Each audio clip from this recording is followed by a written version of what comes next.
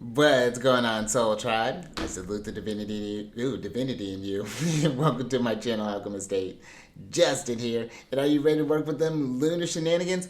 We had an interesting week. You know what? It starts off with a bit of a roadblock there. You've got the moon having some tough conversations with Mars and Saturn, but then as it starts to build up through the week, is a little bit of a balance there. But then we end off the week really nice. I like how the end of the week looks, but it does start off a little bit of bumpiness there. But we'll get into all that here in the moment.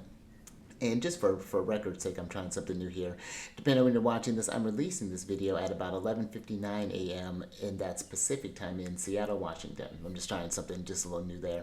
But open. That's what happens when I try new things. Now it throws off the flow. If you're new here, again, my name is Justin, and one of the things that I do is talk about the lunar shenanigans, what sign the moon's in, what phase it's in, when it's going happens to go void of course, and how the general feel of the week is. Because we're really affected by the moon, and it's nice to have those connections to understand how you connect with the moon, how the moon connects with your chart, and how it connects with other people's charts. So let's go ahead and get into this thing. I'm going to be covering the week of August 5th through the 11th here, 2025.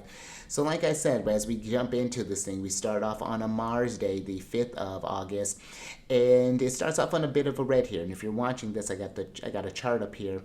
The moon is going to be, first off, starting to form a square before it enters into Capricorn. It's going to form a square with Mars, and that'll reach its peak at about 8:28 a.m., again, Pacific time. And so when we have that kind of tough aspect, the square is a bit of tension there, a need to address any sort of like stagnation or challenges. They're martial in nature, so it's appropriate that this is happening with Mars. But there may be something that, maybe you're feeling some kind of frustrations around, or maybe something that you're needing to take some kind of action towards. Maybe there's a conversation that's needs to be had. Maybe there's some sort of maybe health thing that's need to be dealt with. Maybe you got big bills that are due. Whatever this challenge may be, this is kind of the moon stirring things into action, getting stuff going. Because then shortly thereafter, the moon's going to enter into Capricorn, and this is going to happen at about 10:05 a.m. And again, that's Pacific time.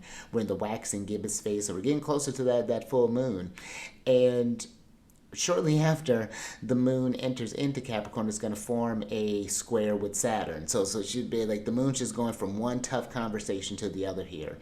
And it's already kind of in a tough place too, because when the moon is in Capricorn, this is when the moon is in its detriment. And it's furthest from, as you see here, I got it on the chart, the moon entering here at 0 degrees of Capricorn. It's furthest from its home sign here of Cancer, where all the benefics are chilling. There's this whole party going on, and the moon's all the way in Cap, Saturn's house. But the reason that the moon does, when you think about a planet or celestial body in its detriment, it just means it's like it's in its home away from home. You're working in a place where you don't know where anything is. The language is different. It's like if you lived in a different country. That's how you can think about. The resources are going to be a bit more limited. You have to get a bit more creative with how you're working in this thing, because where the moon, it's not like the moon can't work in Earth signs, because it does. It's exalted in Taurus, but here in Taurus, the environment is under the auspices of Venus, where things are like a jungle. It's warm, it's moist, everything can thrive there. Whereas in Capricorn, it's going to be a bit colder, it's going to be a bit drier, you're going to be limited on the things that you can grow and the time that it takes for things to grow, because things take a little bit longer in Capricorn, being Saturn ruled. But they're going to be something where if we can kind of power through whatever these challenges may be, it's not that we're pushing our feelings aside, but it's acknowledging that even though there are these things that are maybe external things that are happening, we still have things that we need to get done, and that there's still the great work. That's how I kind of picture Capricorn energy. And so this moon in Capricorn, where there may be some tension, because we're getting ready to be under some tough aspects here soon, and I'll be discussing that. But actually, I'll get into that here in a moment. But the last sort of thing, and the reason that even though this is nice that the moon is ending on a conversation with the benefic, with Venus, it's still in this place where I think in order for this to even be a little neutral, because the moon is, when we think about oppositions, because that's the toughest aspect, and it's this, as you see here again, is when the moon, the signs, or those celestial bodies are opposing one another, and so there's going to be this, maybe this challenge, and there are these feelings that were coming up, and in how do we keep that balance in our relationships? How do we not let that bleed out? And necessarily, it's one thing to maybe reach out for help, but it's another thing to have these things that you're not maybe dealing with, and then turn other people into, channel your frustrations into others, and kind of villainize them for what's maybe something that's going on internally there. So that may be the challenge that is coming up with this energy here as we're going into this. But if it's something where I'm always, with Venus, if we can work together, we can find some harmony, it can lead us to the green, because then we get here on a Mercury day, the 6th of August. Moon's still in Capricorn. We're still in that gibbous phase. But now the moon's going to form an opposition with Jupiter. And this is going to happen at about 12 degrees and 55 minutes. And the exact time that it goes is going to be around 10:39 a.m. again, Pacific time. And now, but again, there's still that opposition energy at play. There's this maybe a balancing of, we're still feeling these emotions. We're having this responsibility, but trying to find the optimism in this, trying to find the hope is when we're thinking about with Jupiter and Cancer. Because now, at least, even though the moon is opposing this stuff, it's still able to, the benefics are seen by the moon. So again, this could be just like an opportunity to try to see the bigger picture in this. So it's like, yeah, there's these things that are going on right now. There could be maybe kind of feeling like a bit of a hot box, like a tinder box here as of late, but there's still good things going on too. There's still the other side. The glass can still be half full, and it's not to say we're ignoring the other things that are going on, but it's making space for both things to be true, and how to, not live in such extremes, but to be more somewhere in the middle. And that's what's tricky with oppositions, trying to find that balance. It's like it's one thing and then it's another, trying to do kind of like a teetering back and forth, like a tug of war. So it's like trying to find that sweet spot and, staying in that tension. So being comfortable maybe with a little bit with the discomfort, but finding ways to work through that as well. It's a very interesting kind of energy that we're getting in. And now we're kind of getting to a bit of a mixed bag, because now we move into Jupiter Day, the 7th of August. And now this is one where I kind of want us to kind of really kind of pull our attention into, because first the moon is going to move into Capricorn. We're still under the where'd the moon go? There we go. We're still under the rulership of Saturn here, with the moon being in Aquarius now. And Saturn is the traditional ruler of Aquarius. And the moon's going to enter Aquarius at about 6:19 p.m. And again, that's Pacific time. And when the moon is in Aquarius, now we kind of shift from like the great work to like the great vision, is what I like to kind of think of Aquarius here. It definitely gets more mental. And this is one where I do think that it's important to pay attention to where your mind is at, as far as like the things that you're locking on to, the narratives that are going on. Because it's interesting when the moon's in an air sign, because we're still feeling things, but now it's trying to conceptualize it, trying to articulate it. And so as soon as the moon moves into Aquarius, we're in a new energy now, because shortly after, if you can see up top here, Mars just entered into Libra. It's about 40 minutes in, depending, at least by degree on this chart here. And so now we're going to be relating with the Martial energy differently. And even the Cardinals energy is going to be under a different kind of fix here. So this is something to pay attention to, because right after, the moon's going to form a trine with Mars, the trine is a very beneficial aspect. So it's going to be one where there could still be these sort of martial challenges, but now they feel a bit more able to surmount them. You can be able to kind of solve, really kind of brainstorm, for example, as far as if you have any sort of plan there, really kind of be able to come more level-headed at any sort of thing maybe that's kind of coming up there. And then even too, shortly after, because this is going to be pretty quick conversations that the moon's having, but the moon is going to form a sextile with Saturn as well. So there's that kind of collaborative aspect. Now, the sextile, unlike the trine, takes a bit more initiative to get the energies going. But, let's say if you like, okay, I have this problem, let's say with Mars being in the 10th house here, you got some sort of like, you're thinking about your career, and now thinking about money with the moon in the second. So now this Mars, or excuse me, what the opportunity could be is like, okay, now what are some ways, like who are some people that I could talk with, to kind of make those connections? How can I broaden my social circle? Or how can I talk? Maybe I know with Saturn being in the fourth house here, maybe I know someone in the family. Maybe your parents happen to know someone who knows somebody who can get you something like that. I'm just throwing out just some wild examples. But the biggest thing is just to pay attention, because now that while Mars is in Libra, we're going to be feeling this energy a lot different, when the moon is moving through these signs here. And, that now Mars and Saturn are getting ready to, they're getting closer to their opposition here soon. And that's going to be a bit of a tougher aspect here. And let's move into the next energy here, because on a Venus day, the 8th of August, we move into again a bit of a neutral day, because now we have the moon that's opposing Mercury. We're under a bit of oppositional energy, really kind of this balancing of extremes here. If you kind of pay attention to these charts, we started off with Jupiter and Venus, and now we're moving to Mercury and the Sun here, which is going to be that full moon next. But with the opposition to Mercury, there could be this thing of trying to stay, let's say, in the state of, with the moon trying to stay balanced in Aquarius, trying to stay regulated, but then with Mercury being retrograde and actually getting ready to station here soon. We have a few more days till Mercury's going to go direct, but there's still maybe some things that are kind of wrapping up here. We're not going to be out of the woods yet. Mercury's got to move out of its shadow and pick back up speed again.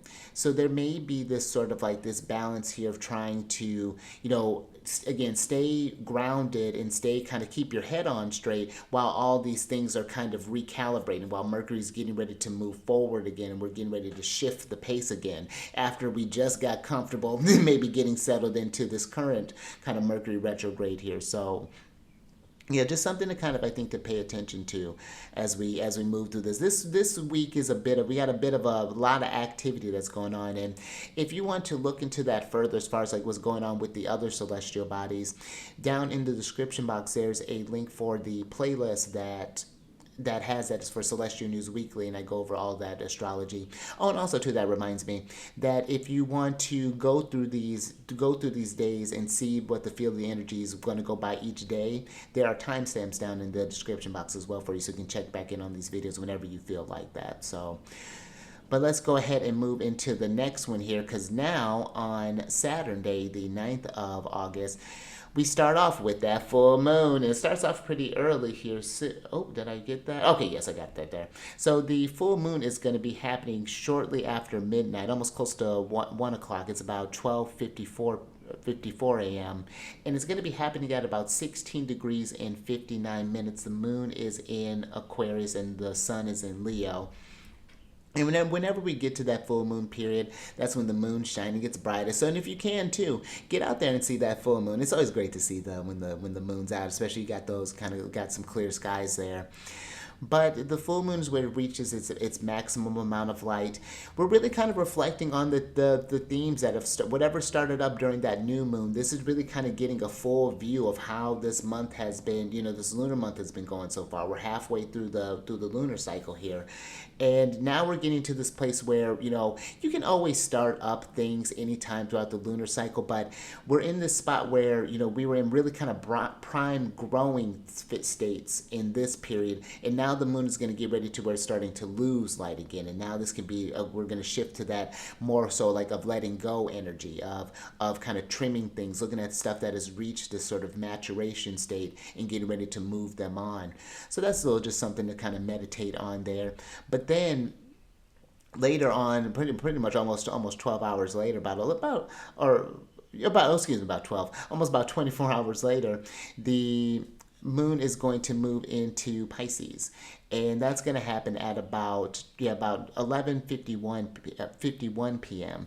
And what I like about this moon in Pisces, because this is where the loveliness happens, because now when the moon moves into Pisces, it's not going to be having a conversation with Saturn. It's not be Saturn, or it's not going to have a conversation with Saturn or with Mars. We're going to move into the next energy here. It's nothing but Jupiter and Venus. It's the benefics, baby. So on Sunday, the 10th of August, now we're in the waning gibbous phase here, but like I said, the moon is forming trines with the benefics, and look at them. Jupiter and Venus are actually coming up on their conjunction as well.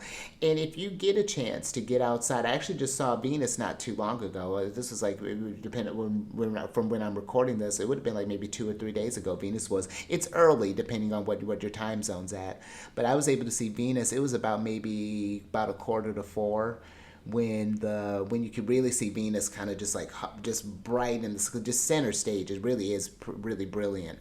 So if you can get out there and see this conjunction, really get a feel for that, astronomically, it really has a very powerful impact, and it can really exchange or really change how you relate to the because it's more than just the chart. And I think that sometimes you can get so caught up in looking at the screen that you can forget about the sky that's happening and that there is all this stuff here. So just something to pay attention to there. But I mean, a trine with the benefics, and keep in mind too, this is a great energy because Jupiter and the moon are in mutual reception now, where they're forming a trine with each other and they're in each other's domiciles. So there's just this really great flow between the Pisces areas of our chart, the Cancer areas. And so this is just a really, with how this week started off, especially if it has been a bit of a tenser week, this would be, I think, a great time to just kind of meet with some people, do some nice things for yourself, do something that just gets you feeling just good, get you feeling regulated, getting in those kind of waters. I love that relationship kind of between that kind of Cancer Pisces axis there. So, and that really just kind of carries us through into Moon Day, the 11th of August. And so, yeah, I just kind of put the moon halfway here. Jupiter and Venus are really getting close here to forming an exact conjunction here. So where there is, and even looking back too, if we go back a little bit, yeah, right around Saturn Day, Mars and Saturn had that. They're just separating from that opposition. So I like that it really does end up on this positive pocket here, and I think that's something to remember where, yes, there are tough things happening, but there are also beautiful things happening. But you have to find that beauty. I think with the trine, even sometimes it could feel so, things could be just good that we take it for granted. And I think that that's something that, and I can go ahead and we're going to switch over, but I think that's just something to remember to just take a minute and just even on a simple level, appreciate all of the things that are around you at this period of time, the abundance that is there, because that is an abundant pocket. We may not have been able to utilize it as much with Saturn kind of having been in Aries and just kind of dampening that a little bit, kind of overcoming that, but it's still shining. Those two are still bright in the sky. I mean, they're epic in the sky. they're epic. And so there's, find that bit of epicness in your life. Find some ways to just brighten up the day, to bring some good vibes and to spread those good vibes around, and it could be something just like talking with your neighbor. It could be sending your friend a text message, just remind us, hey, just thinking about you. It could be complimenting someone on what they're wearing. It could be whatever this kind of, buying someone a coffee, whatever, but just those sort of things to just keep those good vibrations, to spread that kind of nice ripple effect in the waters. So that's pretty much what I have for you here. Just a kind of general feel of the energies for the week there. And I would love to hear, down in the comment section, let us know if there are any sort of like particular times that are kind of hot pockets there, or one where have been a lot of maybe great pockets. Let's not focus on all the craziness, but you can give them that balance sort of approach there. But, and I think that is going to be something too, again, with all those oppositions, is going to be a lot of teetering, I think, of the, just kind of finding that, again, that kind of sweet spot there. But yeah, I think that's all I got for you there. So yeah, leave in the comments, and then also if you want to book a consultation with me, you want to work with these energies more personally, down in the description box there is a link to book a consultation with me. And if you have any questions as far as the services that I provide, my email's down there as well. And then, like I said, there are playlists down there as well to look at the other videos that I post on this channel. And I have this series that I'm doing that's not listed there, but it talks about different celestial bodies and different signs and different houses and my thoughts on those energies, some topics to kind of explore if you're working with those placements. So I have that all listed by, all playlists by those things. So definitely go check that out. But until next time, stay mindful out there. Keep raising that vibration through the, oh no, keep eyes on that moon. I gotta remember, I gotta switch that up. And I will catch you on the next one. Oh, Mars Day, Moon Day.